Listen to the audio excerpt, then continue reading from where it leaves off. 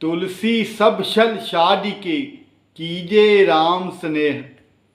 तुलसी सब छल छाडिके कीजे राम स्नेह।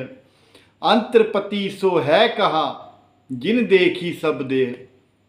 गोस्वामी तुलसीदास जी कहते हैं कि मनुष्यों को सब छल कपट छोड़कर, अपनी चतुराई छोड़कर भगवान का भजन करना चाहिए, भगवान का ध्यान करना चाहिए, भगवान का सिमरन करना चाहिए।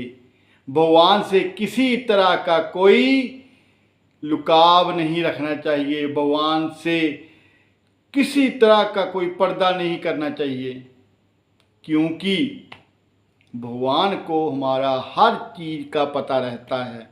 हम किस हाल में हैं, हम किस दशा में हैं, हमारे अंतर मन में क्या चल रहा है, भगवान इन सब बातों से बिल्कुल भी अनजान नहीं है। उनको हमारे पल पल की खबर है। इसलिए गोस्वामी तुलसीदास जी ने कहा है कि उस पति से क्या छुपाना जिसने हमारे शरीर का एक एक अंग देखा हुआ है, जिसने हमारे शरीर के एक एक अंग पर अपनी नजर डाली है, उस पति से कुछ भी छुपाना संभव भी नहीं है, छुपाना चाहिए भी नहीं। अपने उस परमपिता परमेश्वर से किसी तरह का पर्दा, किसी तरह का छुपाव नहीं रखना चाहिए। खुले मन से भगवान की भक्ति करनी चाहिए, खुले मन से भगवान का सिमरन करना चाहिए। इसी में मनुष्य को मोक्ष की प्राप्ति होगी और सांसारिक सुखों को भोगते हुए संसार के दुखों का नाश होगा। तथेवोपाधि विलय ब्रह्मोप ब्रह्मा विसव्यम क्षीरम क्षीरे यथा क्षिप्तम तेलम तेले जलम जले। अर्थात जब मनुष्यों के सारे बाह्य आवरण छूट जाते हैं, बाहरी आडंबर छूट जाते हैं, तब वह स्वयं ब्रह्मा बन जाता है। जैसे दूध दूध में मिलकर एक हो जाता है, जैसे पानी दूध में मिलकर एक हो जाता है, जैसे पानी पानी में मिलकर एक हो जाता है, जैसे तेल तेल में मिलकर एक हो जाता है, वैसे ही ज्ञानी का अस्तित्व ब्रह्मा में विलीन हो जाता है। यही है अद्वैत का सत्य, जिसमें दो कुछ भी नहीं है, सिर्फ एक है, और वो एक है ईश्वर, जिसमें आत्मा परमात्मा में विलय हो जाती है, जहाँ अंतर नहीं, सब एक ही हैं। ज्ञानी के लिए संसार का सारा भेदभाव मिट जाता है और वह स्वयं ब्रह्मा के रूप में प्रकट होता है। जय श्री राम दोस्तों, राधे राधे। कैसे हैं आप सब? भगवान की कृपा और आशीर्वाद से आप सब अपने अपने निवास स्थान पर कुशल मंगल से होंगे और आप सबकी कुशलता के लिए भगवान श्री से हर समय मैं प्रार्थना करता हूँ। आपके स्वास्थ्य के लिए, आपकी सुख समृद्धि के लिए, आपकी संपदा के लिए भगवान के श्री चरणों में हर वक्त प्रार्थी रहता हूँ। दोस्तों, आज जो हम कथा सुनाने जा रहे हैं वो है भगवान शिव के अति प्रिय, भगवान शिव की सवारी श्री नंदीगण की, नंदी महाराज की। नंदी महाराज भगवान शिव की सवारी कैसे बने? आखिर क्या कारण रहा जो भगवान शिव ने नंदेश्वर को अपनी सवारी बनाया और उनको अमरता का वरदान दिया, अमर होने का वरदान दे दिया। आज आपको आपको सारी कथा सुनाएंगे। लेकिन अगर आप शिव को मानते हो, अगर आप नंदी जी को मानते हो, याद रखना नंदी वो हैं जो हमारी प्रार्थना भगवान शिव तक लेके जाते हैं। कहते हैं नंदी के कानों में कुछ भी आप सच्चे दिल से मांगते हो, नंदी उसी वक्त आपकी प्रार्थना को भगवान शिव के चरणों तक पहुंचाते हैं और भगवान शिव आपकी मनोकामना पूर्ण करते हैं। इसलिए आप जब भी ये कथा सुने, भगवान शिव के सवारी नंदी जी को प्रणाम जरूर कीजिएगा। अपने मन ही मन प्रणाम करके कमेंट बॉक्स में ओम नमो शिवाय हर हर महादेव जरूर लिखिएगा, तभी आपकी प्रार्थना स्वीकार जरूर होगी। नंदी भगवान को खुश करें। आपने अगर हमारा चैनल सब्सक्राइब नहीं किया है, चैनल को सब्सक्राइब जरूर कीजिएगा और वीडियो को ज़्यादा से ज़्यादा शेयर कीजिएगा ताकि ये कथा बाकी सब लोग भी सुन सकें, जहां तक हमारी कथा पहुंच नहीं पाती है। आप बस इतना काम कर दीजिएगा। बाकी आपकी सेवा के लिए मैं हर रोज़ नई नई कथाएं लेकर आता हूं, भगवान की भक्तिपूर्ण कथाएं आप तक पहुंचाता हूं। आपका मुझे बहुत स्नेह मिल रहा है, अति प्रेम मिल रहा है और आपके इस प्रेम के लिए, आपके इस स्नेह के लिए मैं बहुत बहुत आपका आभारी हूँ। कल शाम को या परसों सुबह एक प्रश्नोत्तर का स्तर चलाएंगे। बहुत से प्रश्न मेरे पास आए हैं और कुछ के तो मैंने उनके जवाब दे भी दिए हैं, लेकिन कुछ मेरा मन कर रहा है कि आपके साथ भी साझा करूं। इसलिए कल शाम का या परसों सुबह का जो वीडियो होगा आप ज़रूर देखना।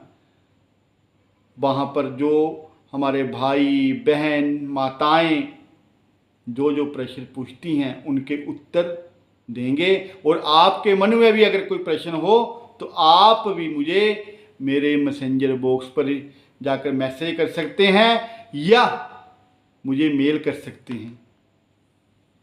धन्यवाद। दोस्तों, आखिर नंदी कैसे भगवान शिव की सवारी बने? नंदी जी ने क्या भक्ति की? नंदी जी ने ऐसा क्या किया कि जो भगवान शिव ने उन्हें अपने श्री चरणों में स्थान दिया?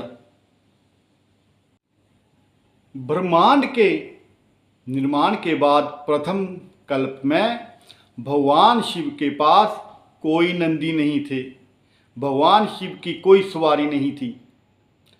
ये दूसरे कल्प की घटना है। इतने प्राचीन समय की घटना है कि हम इस घटना को घटनाओं में गिन ही नहीं सकते।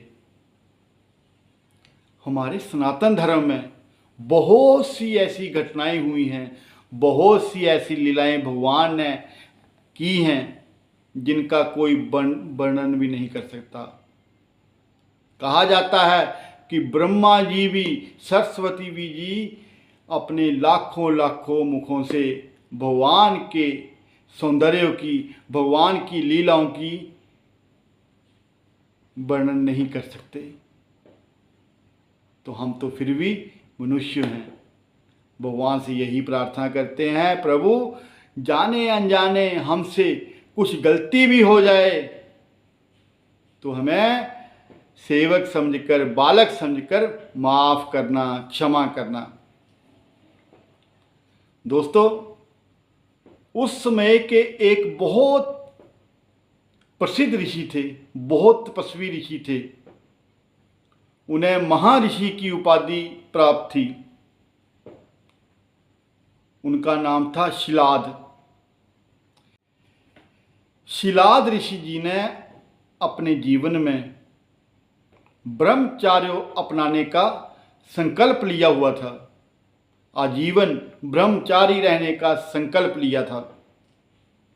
लेकिन कुछ समय बीतने के पश्चात महर्षि शिलाद जी को इस बात का एहसास हुआ कि उनके ब्रह्मचार्यों के संकल्प की वजह से उनके वंश की समाप्ति हो जाएगी, उनका वंश आगे नहीं बढ़ पाएगा। अगर वंश आगे नहीं बढ़ पाएगा तो उनके वंश में पितरों का नाम लेने वाला भी कोई नहीं बचेगा। इसी दुविधा में वो दिन रात रहने लगे। उनका जो ध्यान था भक्ति मार्ग से हटकर अपनी चिंताओं में लगा रहने लगा। ऐसे में महर्षि शिलाद ने भगवान इंद्र की घोर तपस्या की। कई कई साल तक इंद्र जी की तपस्या की और जब इंद्रदेव खुश हुए, इंद्रदेव जी शिलाद ऋषि की तपस्या से प्रसन्न हुए तो उनके सामने प्रकट होकर उनसे वरदान मांगने को कहा। ऋषि शिलाद जी ने इंद्र जी से उन्हें जन्म मरण के बंधन से मुक्त करने के लिए पुत्र देने का वरदान मांगा। इंद्रदेव ने ऋषि से कहा कि मैं आपको ये वरदान देने में सक्षम नहीं हूँ, मैं आपको पुत्र प्राप्ति का वरदान नहीं दे सकता। आपको इसके लिए भगवान शिव की तपस्या करनी पड़ेगी। अतः आप भगवान शिव शंकर भोले बाबा की तपस्या कीजिए। आपको पुत्र रत्न की जो प्राप्ति का वरदान है भोले बाबा ही दे सकते हैं, क्योंकि जन्म मृत्यु से मुक्त होने का वरदान देने का अधिकार भोले बाबा के ही पास है।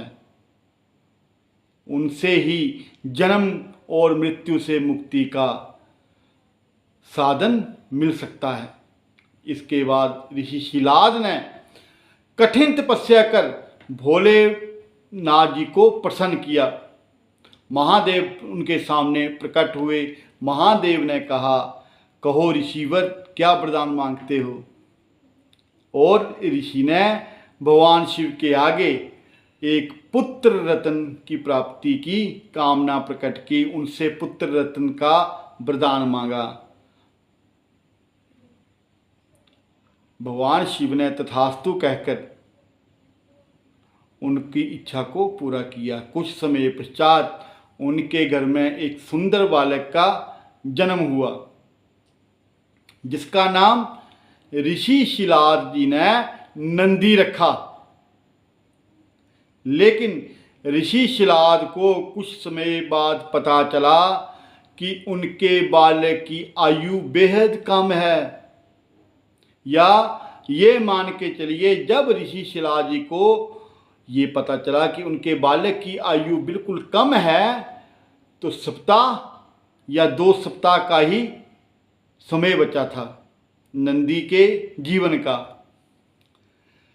तब शिलाद ऋषि ने नंदी को भगवान शिव की तपस्या में लीन होने को कहा। तत्पश्चात अपने पिता की आज्ञा मानते हुए बालक नंदी जी सुबह शाम दिन रात भगवान शिव की तपस्या करने लगे। ओम नमः शिवाय, ओम नमः शिवाय, ओम नमः शिवाय का जप करते करते भगवान शिव को प्रसन्न करने का तप करते रहे। तपस्या में लीन नंदी भगवान शिव से इतना प्रभावित हुआ कि उसने अपना पूरा जीवन भगवान शिव को ही समर्पित कर दिया।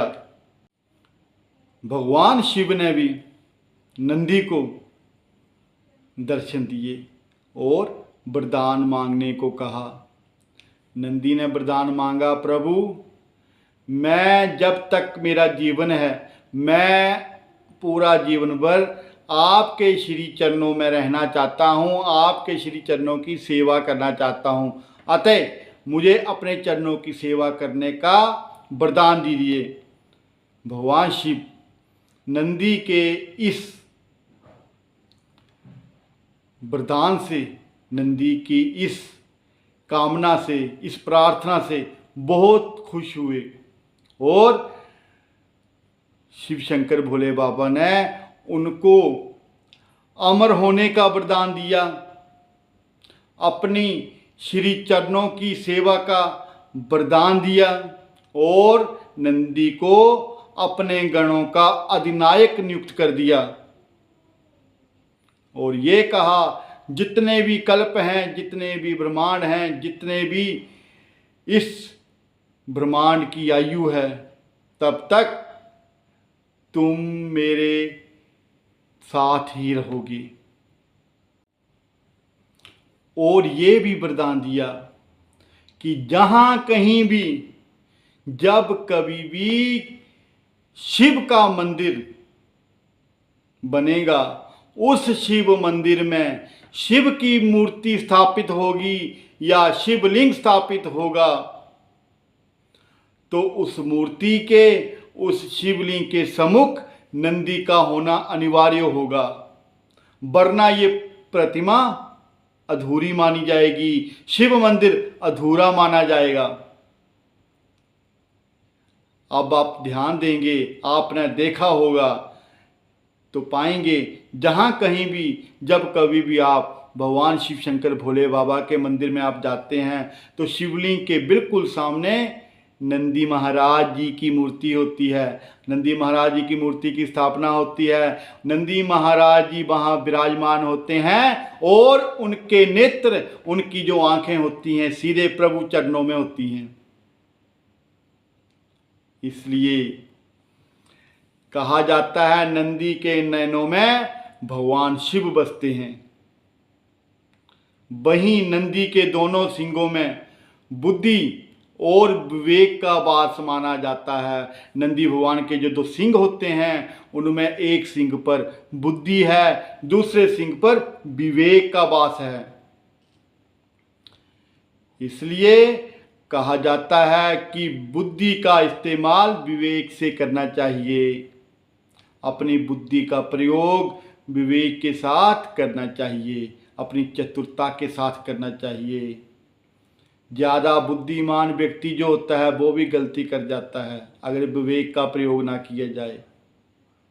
इसलिए नंदी महाराज के गले में बंधी हुई घंटी ये प्रतीक है कि निरंतर मनुष्यों को भगवान का ध्यान करना चाहिए और अपने ध्यान को भक्ति मार्ग से कहीं आगे पीछे भटकाना नहीं चाहिए, क्योंकि ये संसार जो है, ये संसार हमारे गले में बंधी हुई घंटी के समान है, जो हमें हमारा ध्यान भटकाता है, जो हमें अपने मार्ग पर जाने के लक्ष्यों से हमारे ध्यान को इधर उधर करता है। इसलिए हमें अपने ध्यान को संसार रूपी घंटी के खटकने से, बजने से भटकाना नहीं है, अपितु अपने बुद्धि और विवेक का इस्तेमाल करते हुए, प्रभु चरणों में लगाते हुए प्रभु को पाना है। इसलिए कहा गया है, तुलसी सब छल छाड़ी के, कीजे राम स्नेह, अंतरपति सो है कहाँ, जिन देखी सब दे, जिन देखी सब देह। गोस्वामी जी कहते हैं, सब छल कपटों को छोड़कर भगवान की सच्चे हृदय से पूजा करनी चाहिए, भगवान को सच्चे हृदय से मानना चाहिए, भगवान के चरणों में अपने आप को समर्पित कर देना चाहिए, भगवान के शरणागत हो जाना चाहिए, भगवान से कुछ छिपाना नहीं चाहिए। उस पति से भला क्या छुपाना जिसने हमारे शरीर का एक एक अंग देखा हुआ हो। इसलिए सबसे महत्वपूर्ण बात जो होती है वो होती है अपने प्रेम और अपने प्रियतम से खुल के बोलना, खुल के उसके सामने नाचना, उसके सामने गाना, भक्ति में इस तरह पागल हो जाना कि दिल की बात उसके दिल तक ऐसे पहुँचे, कोई बीच में ना आए। जब कोई बीच में आ जाता है, जब हम बोलते हैं भगवान को खुश करने के लिए हम पंडित से पूजा करवाएंगे, जब हम बोलते हैं भगवान को खुश करने के लिए हम किसी संत महात्मा साधु की सहायता लेंगे, तो भला हमारा प्रेम अपने सच्चे प्रियतम से कैसे हुआ? जब हमारे अपने दिल की आवाज़ अपने प्रियतम तक, अपने ईश्वर तक नहीं पहुंच रही है, तो भला कोई तीसरा आदमी, क्या बिचौलिया हमारे बीच हमें और परमात्मा का मेल करवा सकता है क्या? परमात्मा का हमारी आत्मा से मिलन हम खुद ही करवा सकते हैं। कोई पंडित, पुजारी, संत, महात्मा नहीं करवा सकता। वो सिर्फ रास्ता दिखला सकते हैं, वो सिर्फ नाम दान का दीक्षा दे सकते हैं। लेकिन भगवान से जो मेल है वो हम खुद अपनी श्रद्धा से, अपने भाव से, अपने जप से, अपने तप से कर सकते हैं। भगवान नंदी जी की कृपा के बगैर भगवान शिव का दर्शन असंभव है, क्योंकि नंदी जी को ही शिवलोक का द्वारपाल माना गया है। भगवान शिव ने उन्हें कैलाश का द्वारपाल बनाया है। कैलाश में जो कोई भी आएगा भगवान नंदी के आज्ञा के अनुसार ही उसको वहाँ की एंट्री मिलेगी। अगर नंदी जी ने एंट्री दे दी, आपको एंट्री पास दे दिया, तो आपकी एंट्री हो जाएगी, वरना आप बाहर ही भटकते रहेंगे। इसलिए शिव का नाम, राम का नाम, कृष्ण का नाम, विष्णु का नाम, सब नाम एक हैं। राम जपो, कृष्ण जपो, विष्णु जपो, शिव जपो, ओम नमः शिवाय जपो, हरे कृष्णा वासुदेवाय जपो, सब नाम एक हैं। कोई भी नाम आप ले लो, लेकिन श्रद्धा से, विश्वास से, प्रेम से भगवान को प्रेम करना सीखिए, भगवान से प्रेम कीजिए। प्रेम में वो ताकत है कि भगवान एक कच्चे धागे की तरह, कच्चे धागे की डोर में बंधे आपके पास खींचते चले आएंगे। प्रेम में वो ताकत है, प्रेम करना सीखिए। मनुष्यों से प्रेम कीजिए, जानवरों से प्रेम कीजिए, संसार के हर प्राणी से प्रेम कीजिए। इन सब में भगवान का वास है। देखना एक दिन आपको भगवान का साक्षात्कार जरूर होगा। दोस्तों, ये कथा थी भगवान नंदी के, शिव के सवारी बनने की। आपको कथा कैसी लगी? आपको कथा अच्छी लगे कमेंट बॉक्स में ओम नमः शिवाय जरूर लिखना। वीडियो को ज़्यादा से ज़्यादा शेयर करना और चैनल को सब्सक्राइब करना। जय श्री राम, राधे राधे, ओम नमः शिवाय।